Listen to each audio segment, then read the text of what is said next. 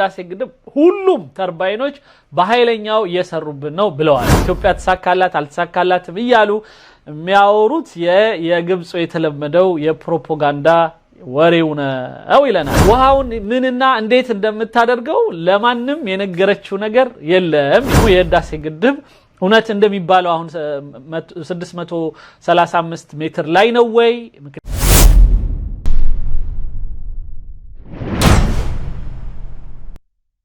فالقول بأن مفيش مية في بحيرة ناصر وهذا أدى إلى وجود جفاف، لا أنا لا أعتقد هذا الأمر. كأسوان قدب وهات أفتو بزا مكنيات يتلاقيو بوتاش لاي درك متامي لو هي بفتصوم ما يتحسبنا بفتصوم اندازين دولا لا سامن. هو موضوع التوزيع داخلي نتيجة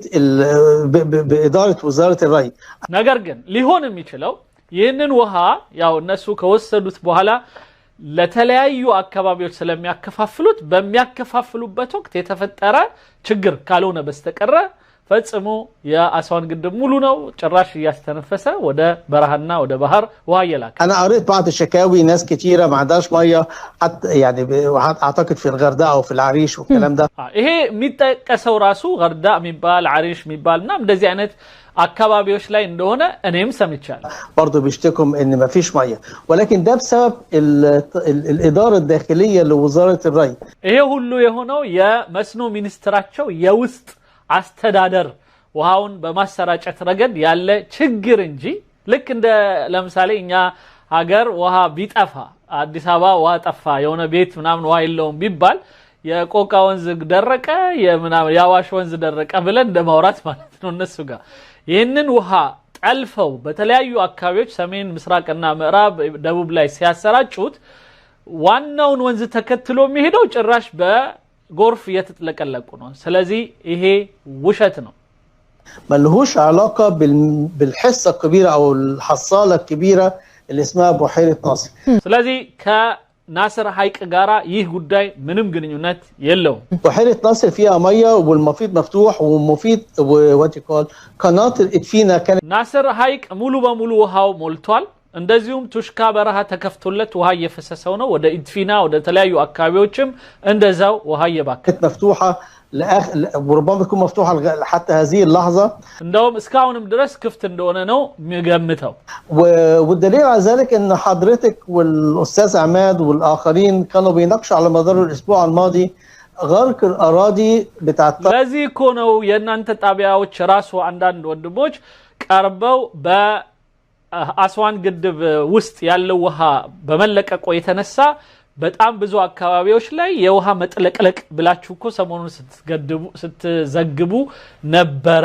ስለዚህ በዚህ ፍጥነት ምን ተፈጠረ ነው طرح النهر واراضي اخرى في البحيره وفي المنوفيه እና በሐይራ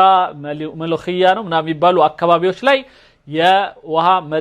መጥለቅለቅ ሩሹዲያ ድሜጥ ምናምን ይባሉ አሉ። ርሼድና ድሜጥ የሚባሉ አካባቢዎች ላይ ውሃ መጥለቅለቅ ደርሶ እኛም ዘግበናል። እንዴት የእርሻቸው ምን ያህል ውሃ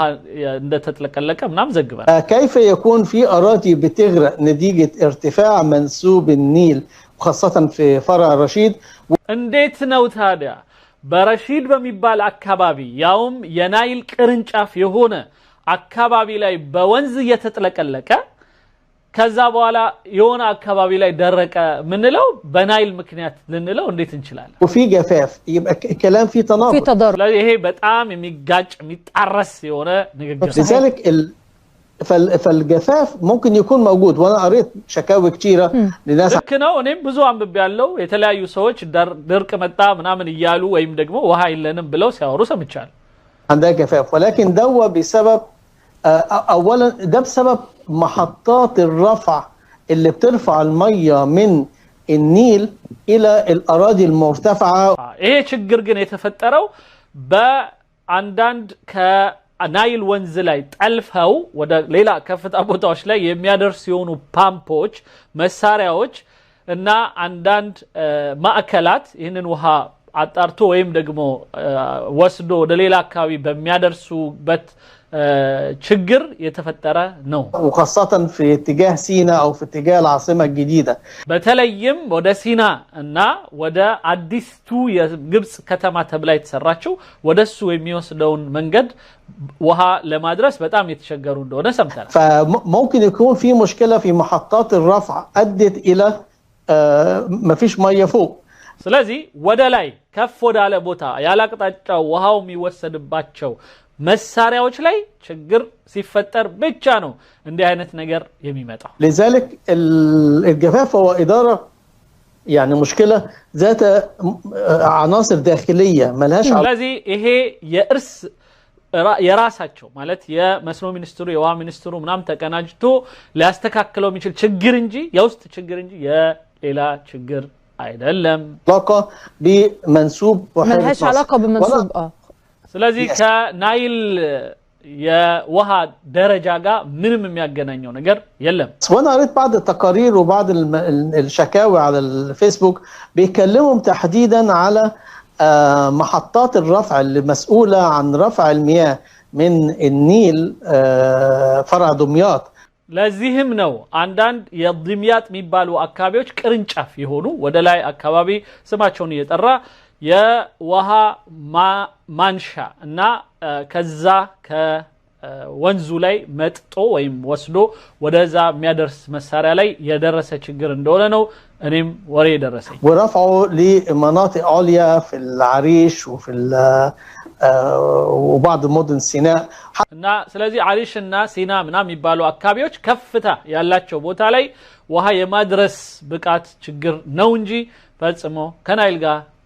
ምንም ይገናኝ حتى في الشرقية برضو عندهم برضو نفس المشكلة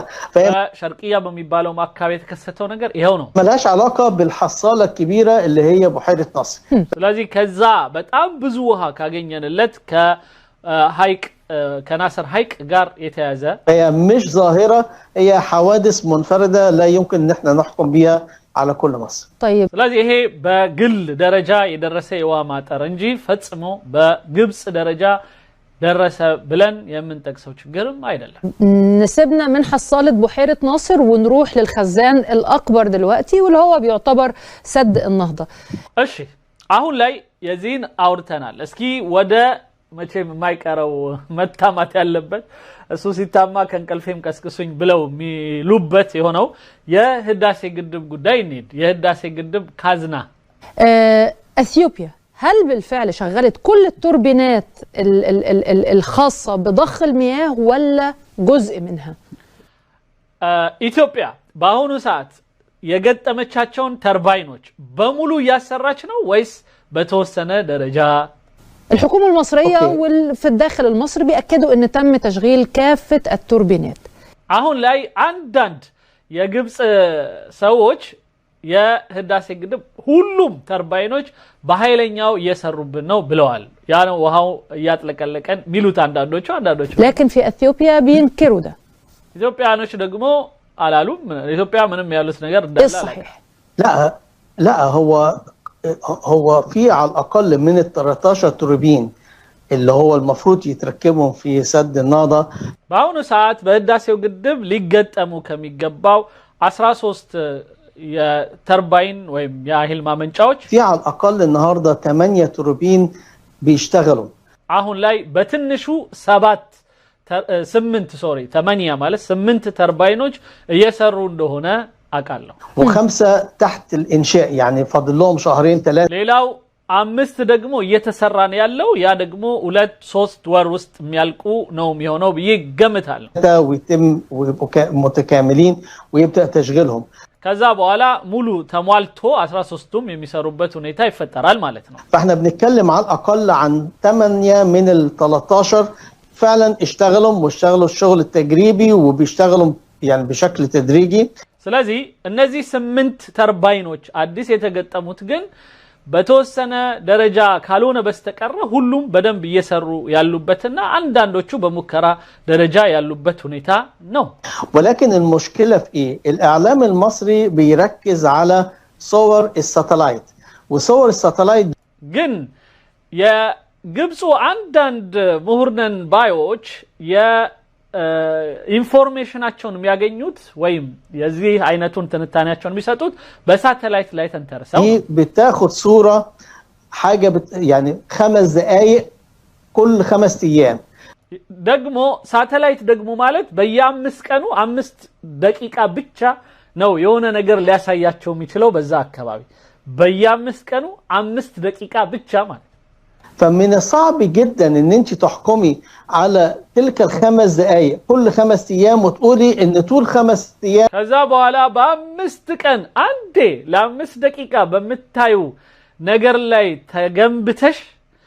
ወይም ተመስርተሽ እንዲህ ነው ብለሽ መናገር በጣም ይከብዳል التوربينات ما بتشتغلش يعني ከዛ ቱርባይኑ ወይም ተርቤናቱ እየሰራ አይደለም ማለት አንችልም ወይም ተርባይኑ لو واحد جالي الساعه 2:30 بالليل ولقاني نايم هيقول لك الدكتور حافظ نايم الاسبوع كله ይሄ ማለት አንድ ሰው የሆነ ሰዓት ላይ መጥቶ ተኝቼ ያይኝና ከዛ የሚቀጥለው ሳምንት ሲጠየቅ ዶክተር መሐመድ ሐፊዝ ተኝቷል ብሎ እንደመናገር ነው በነገራችን ላይ ይሄ ዋናው እሱ ራሱ እንደዚህ አይነት ሐሳቦች ሲያራምድ የነበረው ራሱ ነው ማለት ብዙ እንትኖቹ ሐሳቦቹ ምናምኖቹ የተመሰረቱት እንደዚህ አይነት ሳተላይት አየን ምናምን እያለ ነው የሚያወራው ራሱ ላይ እየተኮሰ ነው አሁን እንጠይቀዋለን እስኪ አንተ ታዲያ እንዴት ነው እንደዛ ስትፈርድ የነበረው مش معقوله كلام غير منطقي ለዚህ ደግሞ ፈጽሞ ሊታሰብ የማይችልና ሎጂካዊ ይሆናል ሐሳብ አይደለም ذلك الحكم على تشغيل او عدم تشغيل التوربينات من صور الساتلايت اللي هي بتمر 5 دقائق فوق سد النهضه كل 5 ايام ስለዚህ በየ5 ቀኑ ل5 ደቂቃ በህዳሴው ግድብ አካባቢ በሚያልፍ የሳተላይት ንባብ ላይ ተንተርሶ የዚህ አይነት ድምዳሜ ላይ መድረስ ፈጽሞ አይቻልም اعتقد ان هو التولز نفسه او الاداه نفسها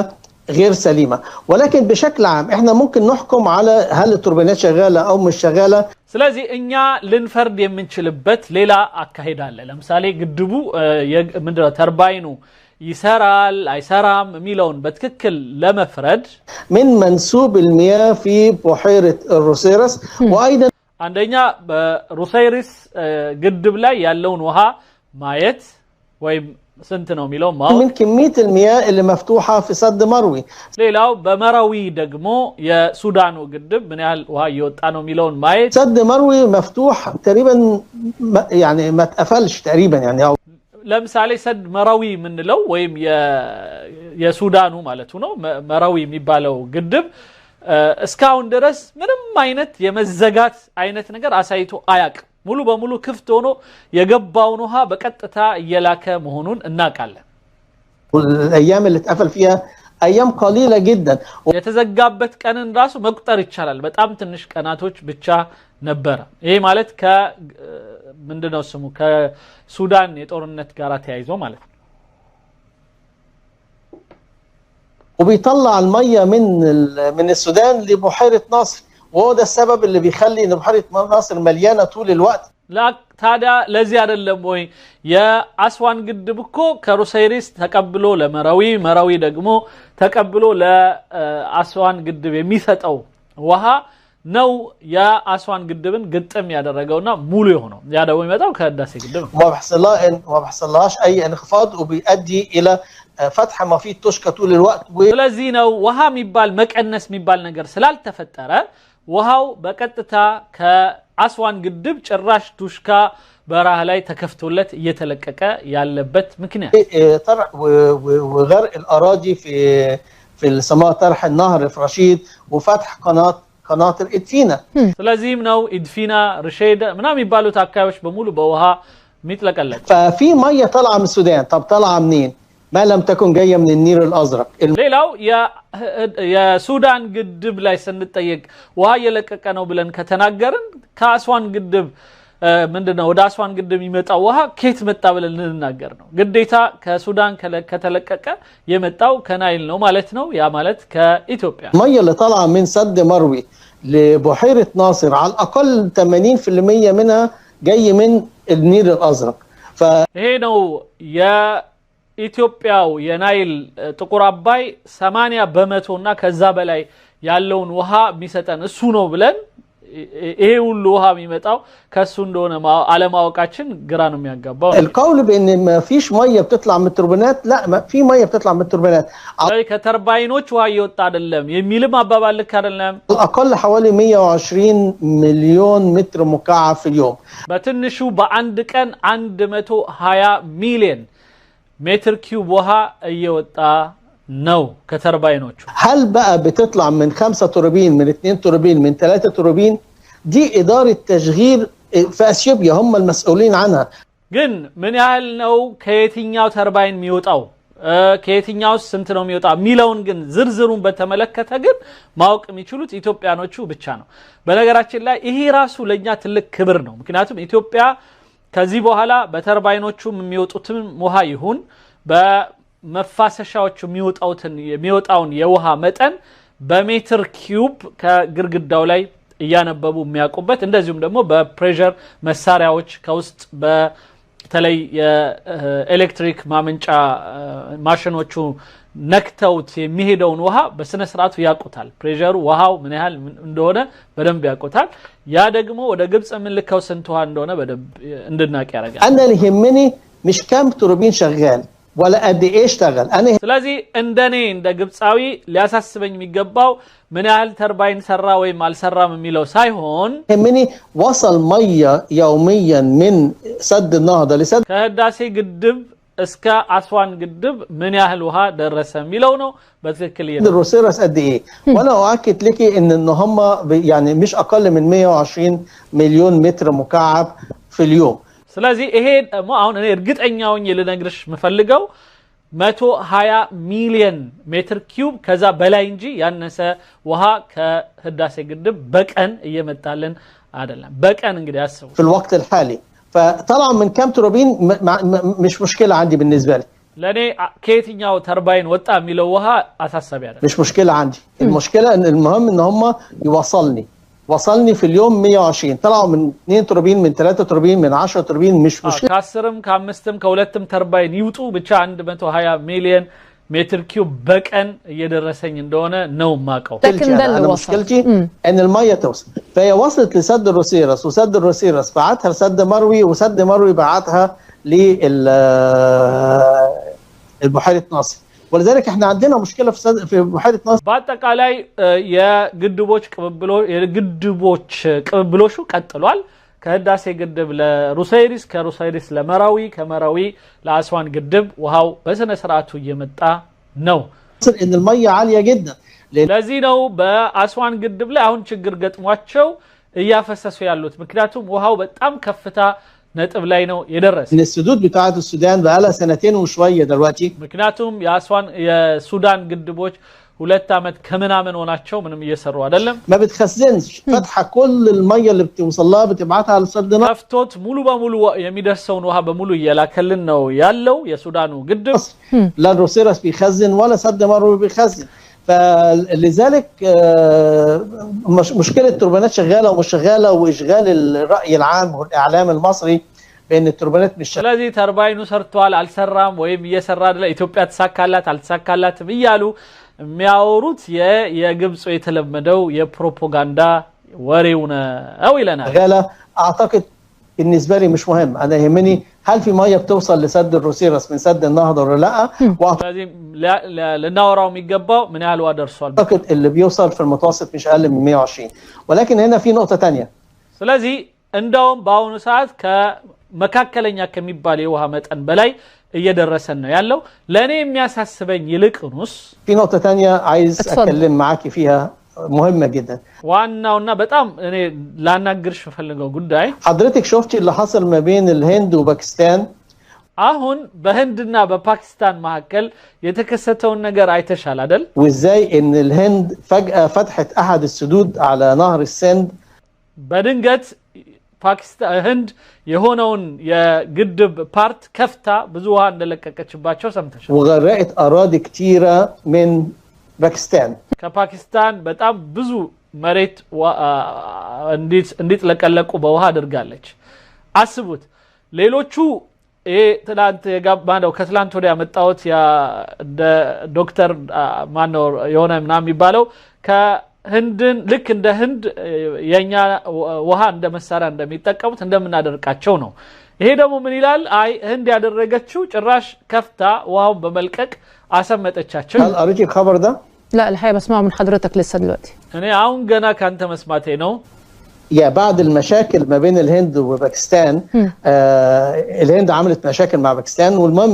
الاول قفلت الميه لفتره عده ايام መጀመሪያ ውሃውን ዘግታ ለትንሽ ቀናት ካቆየችው በኋላ ለቀቀችው መልሳ وفجأة فتحت أحد السدود تسبب في غرق أراضي كتيرة في باكستان. በፓኪስታን በጣም ብዙ መሬት በዚህ ምክንያት ሰመጠ። هذا ما يسمى سوء استخدام السدود. ይሄ ግድብን አላግባብ መጠቀም የሚለው ርዕስ ውስጥ ይገባል። لذلك النهارده في حوالي 20 مليار موجودين في سد النهضة فوق منسوب 625. አሁን ላይ 20 ቢሊዮን ሜትር ኪዩብ የሚሆን ውሃ ከ620 ሜትር በላይ በህዳሴ ግድብ ላይ ቁጭ ብሏል። بمعنى المفروض قبل ما يجي الفيضان اللي جاي ይሄ ማለት የሚቀጥለው ጎርፍ ከመምጣቱ በፊት ሊለቀቅ የሚገባው هو هيجي في اثيوبيا في شهر يوليو مش اغسطس. هو بيجي لنا في اغسطس عندهم لكن بيجي في يوليو شهر قبلنا. ايوه እነሱ ጋር ጁላይ አካባቢ ይመጣል። ከዛ ወደ ኦገስት አካባቢ እኛ ጋር የሚደርሰው የሚባለው ጎርፍ يس فالمفروض ان خلال الشهرين اللي هو مايو ويونيو ስለዚህ በሜይና በጁላይ ላይ ان اثيوبيا تتخلص በሜይና በጁን من تلك المياه وتخفض منسوب البحيره እየለቀቀች ኢትዮጵያ ውሃውን በጣም ዝቅ ማድረግ ነበረባት። በነገራችን ላይ አሁን ላይ ብትለቅባቸው ሞልቷል። እንትኑ የነሱ አስዋን ግድብ ምን እንደሚያወራ አላቀውም። እኔ ቢሆን ኢንተርቪው ማደርገው ጠይቀው ነበር። እሱ ሞልቷል ብሏል። 181.5 ላይ ነው አሁን ውሃው ያለው ብሏል። ኢትዮጵያ አሁን ብትለቅባቸው የት ይሄዳል ውሃው? በጣም ነው የሚቸገሩት እና አሰመጠችን ሊሉ ነው ማለት ነው። الى منسوب 625 መሆን ያለበት ውሃውን አውርዳው ኢትዮጵያ በህዳሴ ግድብ ላይ እስከ 625 ድረስ ማስቀመጥ ነበረባት ይላል። وفي الحاله دي يبقى عندها فراغ كافي تستقبل الفيضان. ያ ማለት የሚቀጥለው ፈይضان ወይም ጎርፍ ሲመጣ መቀበል ትችላለች ይላል። فتعمل اغراق مثلا تفتح السد. لا هي لو نزلت المنسوب خلال الشهرين الجايين دول 5 و6 እኔ ምልሽ አሁን በዚህ ምክንያት አሁን ልክ ጎርፉ ሲመጣ ስትለቅብን እንሰምጣለን እንጥለቀለቃለን ትለዋለች። አይ እያልኩ ያለሁት የሚቀጥለው 2 ወር ውስጥ በተወሰነ ደረጃ እየለቀቀችው ከሄደች بحيث في نهايه 6 يكون المنسوب البحيره 625 ከዛ የመጨረሻ ልክ ጎርፉ መምጫ ሰዓት ላይ 625 ሜትር ላይ ከሆነ የግድቡ وليس كما هو الان فوق 635 አሁን ላይ ግን ከ635 بلاي ነው ያለው። لا حاليا فوق 635 هو لازم يكون تحت يعني 625. يس مون የነበረበት ከ625 በታች ነው። አሁን ግን ከ635 በላይ ነው። حتى هذه اللحظه اثيوبيا ما عطتش اي تلميحات او بلغت السودان او بلغت مصر بسياستها المائيه خلال الشهرين الجايين. ስለዚህ ኢትዮጵያ እስካሁን ድረስ የሚቀጥለው ወር 2 ወር ላይ በተለይ ጎርፉ ከመምጣቱ በፊት ውሃውን ምንና እንዴት እንደምታደርገው ለማንም የነገረችው ነገር የለም ይላል። هل هي هتصرف ال20 مليار دول اللي موجودين اللي لابد من التخلص منهم؟ አሁን 20 ቢሊዮን ሜትር ኪዩብ የግድ መውጣት ያለበት ዝም ብሎ የተያዘው አለ። ምን እንደምታደርገው አናውቅም። يوميا بمعدل 300 او 400 مليون ያ ማለት በቀን ቢያንስ 400 ወይም ከ300 በላይ ሚሊዮን ሜትር ኪዩብ ውሃ መለቀቅ ነበረበት من خلال فتح المفيط الغربي. دي لو فتحت المفيط الغربي የምዕራቡን የመፋሰሻ አካል ከፍታ هتقدر تنزل كل يوم ما بين 300 ل 400 مليون. وفي ከ300 እስከ 400 ሚሊዮን በቀን ብታወጣ الحالة دي يجي الفيضان الجديد في اول يوليو وفي فراغ كافي لاستيعابه. ከዛ የሚቀጥለው ልክ ጁላይ ላይ የሚመጣው ኃይለኛው ጎርፍ ያኔ እንዲያዝ 25 ሜትር ክፍተት ይኖራል ወይ 10 ምናምን 15 ሜትር ده السيناريو السليم اللي المفروض اثيوبيا تطمن بيه السودان ومصر ይሄ ደግሞ ዋናው ኢትዮጵያ ሱዳንና ግብጽን ልታረጋጋበት የምትችልበት አንዱ መንገድ ነው ይላል። ይሄ አድርሰናል እንግዲህ ይሄንን እንትን ሼር በማድረግ እንትን በሉት። ግን ከኢትዮጵያ ደግሞ እስኪ አንዳንድ ወገኖችን እንጠይቃለን። የኢትዮጵያ ደግሞ የህዳሴ ግድብ እውነት እንደሚባለው አሁን 635 ሜትር ላይ ነው ወይ? ምክንያቱም አሁንም ውሸት ሊሆን ስለሚችል ከዛ በኋላስ አሁን እየተለቀቀ ያለው የውሃ መጠን ምን ያህል ነው? እሱንም እንደዛው እኛ ሰርፕራይዝ ብለን ነበረ። የተርባይኑን ጉዳይ ትንሽ አንዳንድ ጨመር ይበልና ሙሉ በሙሉ ምክንያቱም ኢንሻአላህ 3 ተርባይን እስከ 5 ተርባይን የሚደርሱት የኛ ትብብር በጣም ይፈልጋሉ እስከ ኢንሻአላህ። ስለዚህ በሰሞኑ እንደተባባል ነው አንዴ ካምፔን አድርገን ጥሩ የሆነ ገንዘብ መሰብሰብ መቻል አለብን። ቢያንስ በኪንግስ ኦፍ አባይ እና በሌሎችም አካባቢዎች ላይ የሚሰባሰቡ ገንዘቦች ይኖራሉ። ሶ የፊኒሺንጉ አሻራችን እዛ ላይ እንደሚያርፍ እርግጠኛ ነኝ ኢንሻአላህ ሁላችንም።